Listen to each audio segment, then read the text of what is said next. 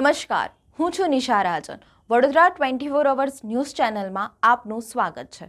જોઈએ આજના સમાચાર. તીર્થક્ષેત્ર ચાંદોદ ખાતે અનેકવિધ ધાર્મિક કાર્યક્રમો સાથે માં નર્મદાજીના પ્રાગટ્ય ઉત્સવની ભવ્ય શ્રદ્ધાભેર ઉજવણી કરાઈ. નર્મદા જયંતિ અનુલક્ષીને સાંજે પાલખી યાત્રા, સાંધ્ય આરતી, દીપદાન, કેક સેરેમની, મહાપ્રસાદી સહિત ભજન ડાયરાના કાર્યક્રમો પણ યોજાયા. પ્રસંગે મત વિસ્તારના ધારાસભ્ય શૈલેષ મહેતા, ધર્મપત્ની મીના મહેતા સાથે પૂજા અર્ચન કરીને ચુંદડી મનોરથના કાર્યક્રમમાં જોડાયા. 16મી ફેબ્રુઆરી પતિત પાવની લોકમાતા અને ગુજરાતની જીવાદોરી નર્મદાજીનો પ્રાગટ્યોત્સવ, નર્મદા જયંતિનો પાવન દિન હોય.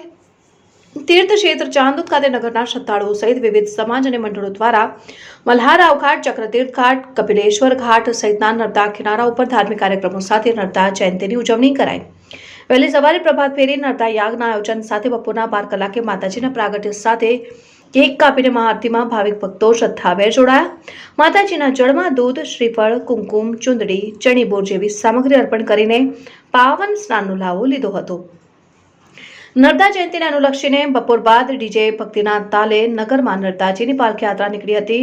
માતાજીને લાંબી ચુંદડી અર્પણ કરવાનું મનોરથ યોજાયું અને સાંજે સમયે આરતી અને નાવિક શ્રમજીવી મંડળ દ્વારા આયોજિત કરાયેલી જાહેર મહાપ્રસાદી બાદ રાત્રે જન મહારાજ ખાતે ભવ્ય ભજન સંધ્યાનું આયોજન કરાયું અને રાત્રિના હજારોની સંખ્યામાં દીપદાન કરીને ભક્તોએ નર્મદાજીની પ્રત્યે પોતાની કૃતજ્ઞતા વ્યક્ત કરી હતી.